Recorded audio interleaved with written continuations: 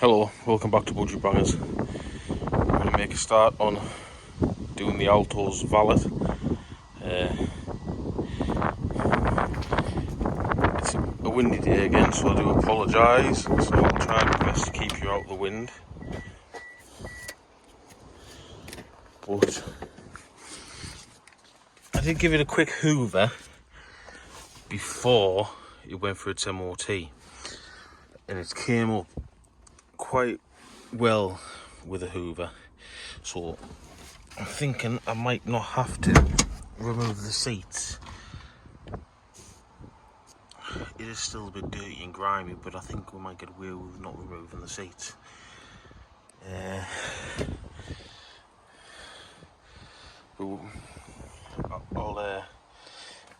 I'll give it a go, see how it goes, and I'll make the decision as we go. I want to try and avoid as much as I can wet cleaning, because the way the weather is at the minute, it'll never dry, and it'll probably go a bit feisty and a bit mouldy before it dries.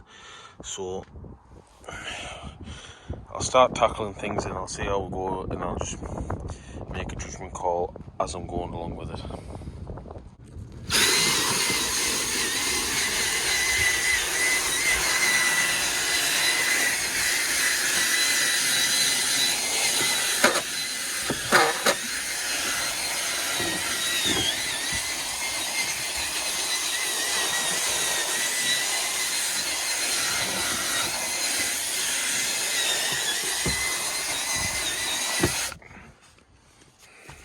That's improved already. And then fast improvement there just by doing the basics, so I think we are going to get away without doing a wet clean.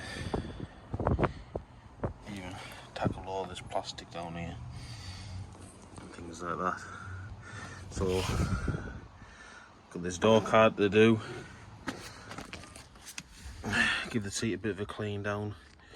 You need to tackle down there as well, which is a bit grimy, but old drill brushes will tackle that no bother. Those of you who have watched my videos for a while now will know how much I rate these things. These are an absolute lifesaver, and they're only about £8 for a set of 5, I think it is, off Amazon. So highly recommend them, and you should definitely invest in some if you're doing this. Other than that, it's just a simple hoover and some G101, and they've come up, it's come up lovely. So I'm going to keep on cracking on and go just tackle the centre console now, and tackle the door card. And just for a bit of reference as well, we'll get a bit closer, see how grimy this is, and we'll get in with the old drill brushes. Even some bits of pieces down there as well we'll get rid of. So we'll tackle this with the drill brush now.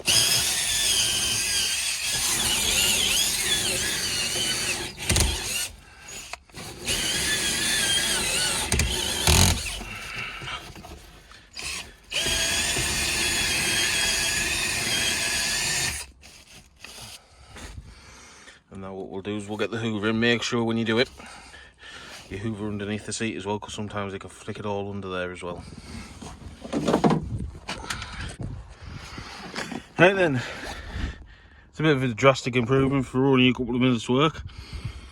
It's the definition of work smart, not hard, and that's what them drill brushes do for you. Save you standing there scrubbing and scrubbing and scrubbing. It just tackles it, gets it all done, dusted, out the way, and you have a cracking job at the end of it, which is all that matters. So now I'll give this door card a bit of a clean. It doesn't want too much of a job. Just a couple of mucky marks off it, probably mostly off me. So we'll give that a tackle, then we'll work our way to the passenger side. And normally I do tend to start in the boot and things like that, but this car's a bit minging, so I thought normally I tend to find the boot's one of the worst spots, so it's the point, if I can give you words out, that I tend to start with. but I want to get this interior tackled before I do anything else. So now here's a handy little tip that I picked up watching a YouTube channel. Now I can't remember the name of the channel that did it, but what he did is when he was cleaning the seats, he folded them right back, and then it makes it a lot easier for getting in this little gap here. So I'm going to give this a try for the first time and see what it comes up like. So we'll have a look and see what we can do. Well then, it does make your life a little bit easier. We managed to get in and give it a clean. I gave these a little bit of a spray and a hoover down. Nothing too exciting. So yeah, we'll basically crack on doing the same with the whole car and see how much of a difference we can make, because it's coming up really nice so far. Yeah, I'll keep going on and see what we can get out of it. This side again is pretty much the same. It came up all right with a little bit of a hoover. That is what it was all like before the whole carpet, which is minging. I've even got a curly fry. Lovely. So yeah, I'll basically just do the same again. Hopefully get the same results. Right then. Never in my life of cleaning cars am I going to have cleaned up the owner's manual, because that's minging as well.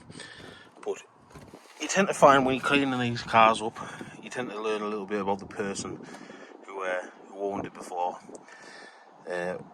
So far I've learned that they live like pigs, and also that they like a smoke of something in particular.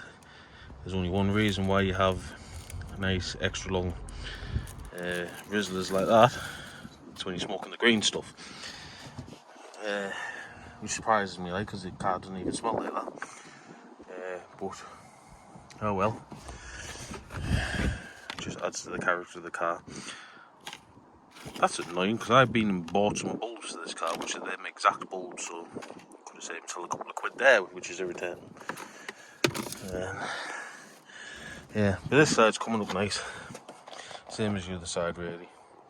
It amazes me because, you know, you could quite easily get more money for a car by cleaning this up. You know, when I bought this from Copart, if they took some nice pictures of it being cleaned up, they might have got a bit more for it. Even when it comes to trading cars in, if you trade your car in when it's nice and clean rather than when it's minging, you're probably going to get more money. And I know there's some traders out there that'll actually, before they trade a car on to a trader, they'll give them a bit of a clean, so it just makes it a bit more revealing. Alright so far, not much left to do at the front. And I'll have my nice tailored mats to put in it as well, which will proper elevate this car and it'll look so much nicer. Right then, look at that. I said them mats are transformed. It's a shame they're not a bit more of a dark, like a grey, to go with the actual carpet. But it kind of separates them from everything else and kind of elevates it a little bit. We'll go around and have a look at the driver's side as well.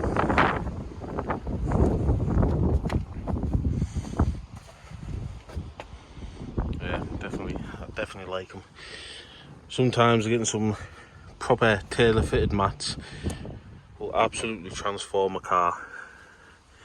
This front end is a bit pretty much finished, actually, really. One thing I would always say is when you're doing a nice bit of a deeper clean, rather than just a quick hoover and a quick wipe down of the plastics and things like that, always give it time to dry and then come back to it and double check it, because sometimes, say like especially when you've been cleaning the seats, you'll find that you've missed a spot, or there's some bits that just haven't come up as nice as you'd want. Even with plastics, sometimes that can happen as well. You'll find, especially mostly where people have been catching the feet on the bottoms of the doors here and on here, sometimes when you clean them up, you need to, once they've dried, you need to go over them again, because you can still see signs of where it is. Obviously, unless you're a professional valeter and you can get it done first time, then more credit to you. Again, the back, more of just the same, really. I think the worst part's going to be that seat. Trying to get that seat up nice without getting the wet vac out might be a bit of a challenge, but I like a challenge. And this is kind of the part of the job really that I don't like. It kind of spoils you when you have to clean up people's filth like this, all because they just couldn't be bothered to look after a car. But at the end of the day, part and parcel.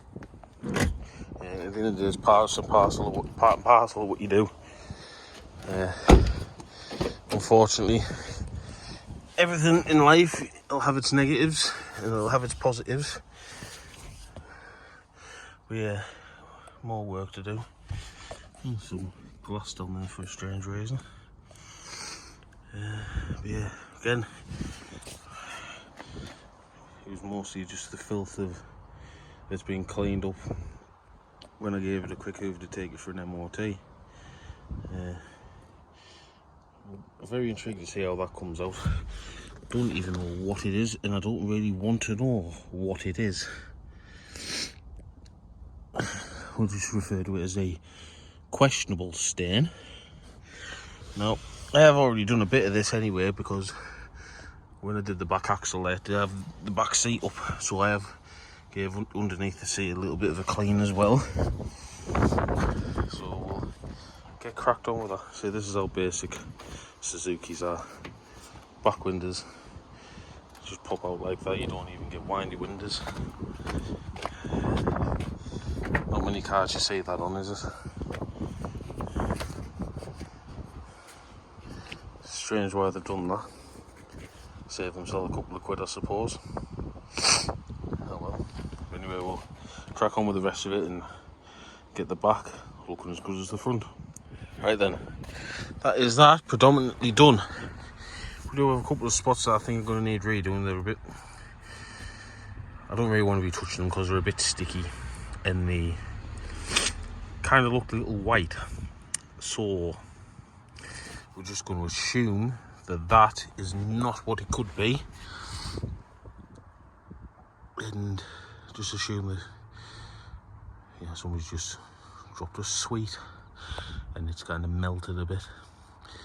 So yeah, I'm probably just going to have to revisit that because it still is a little bit there.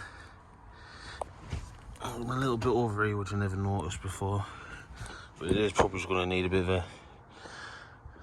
a more of a going over. I'm probably just going to have a break and finish this off tomorrow, more than likely, because I have my suspicions looking at them clouds in the distance and the temperature's starting to change a bit. I dare say it's going to start raining, and we don't want to knock up the old car check. It's the best Hoover in the world, that. So I'll park it up in this little spot over there behind the Ypsilon and let it dry out a bit, then give it a double check, and then all that's left to do is the boot and take it down for an exterior wash. Yeah, it's coming up so nice so far. It is looking lovely. This car will be going up for $18.95. I was going to stick it up for $19.95, but there's people selling these cars on Facebook Marketplace and what have you, so cheap, like criminally cheap. Like, there's people on there selling a 13-14 plate for $2,500. You can't compete with that. So I was thinking $19.95, but I'm kind of dropping it down just a touch. I don't want to drop it down too low because I don't think it'll do the car or the work that I've put into it any justice. So, and this is another good thing that I use as well. I get my mother-in-law to get me this from a cash and carry. I don't know whether you can get it from anywhere else. Good stuff, smells beautiful. Just oil neutilizer. You just spray it. I probably spray a bit too much. If you just spray it all around, get it up in the headliner as well, and then let it soak in. It smells absolutely beautiful. And then all that's left really is a quick clean of the boot, and that's not going to take much at all, because it was the cleanest part of the car. I just really want a quick hoover out. I might even tackle that now before I finish up. But yeah,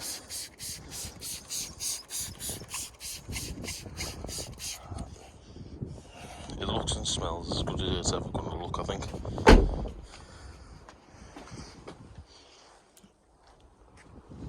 Definitely looking the part now anyway. But yeah, I think weather's going to have me calling it a day, so we'll crack on tomorrow. And bang, another day, another dollar, and the Alto is finished.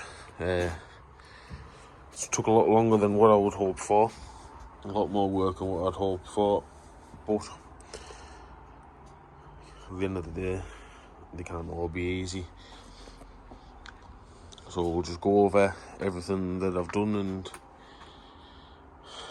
have a look at how it's come out. Now it's being washed outside, the wheels look a lot better. You can still see, obviously, plenty of curb marker, but now the wheels are clean, it doesn't tend to really stand out as much. Got our new wiper arm. This bumper cover has come up the best I can get it without painting it really.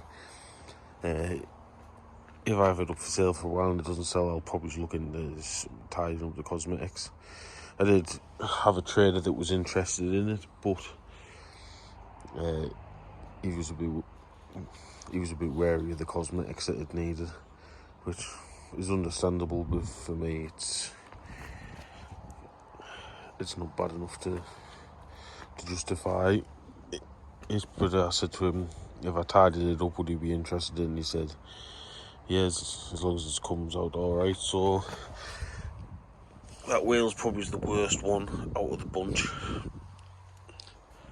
And then you just got other little cosmetics that I still need to touch in, which you don't need to see me do really. And here's the wing that was all caved in. This was proper folded in, which looks a bit better. Couldn't get the alignment of the bonnet, of the bumper, perfect, but that's not the end of the world. It's come out really nice compared to how it was. Just noticed underneath all the filth from it, some scratches to sort out, but that's not the end of the world. And inside, it's a completely different colour. It smells beautiful in here now. It smells absolutely lovely. A nice pleasant place to be, once again, as it should be. And just goes to show that really it didn't take a lot to get it where it's at now.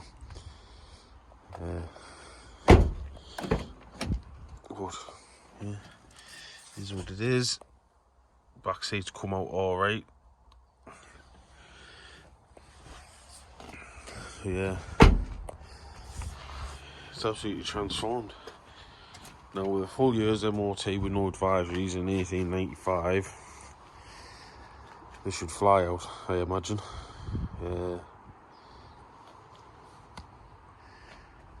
It's a nice little car. It's a nice little car to come out. I'm really pleased with how it's come out. Yeah. Still waiting for the Clio to get retested. I'm guessing my garage is busy. Well, I'll have to chase them up on that. But yeah, anyway, I think that's us with the Outlaw done. So you give this video a thumbs up if you like my content, and you know the rest, all the links in the bio for my business page and TikTok page, and please hit that subscribe button. So close to getting to 500 subscribers. It'd be nice to get to that nice round number, and then we can push on to the big 1,000.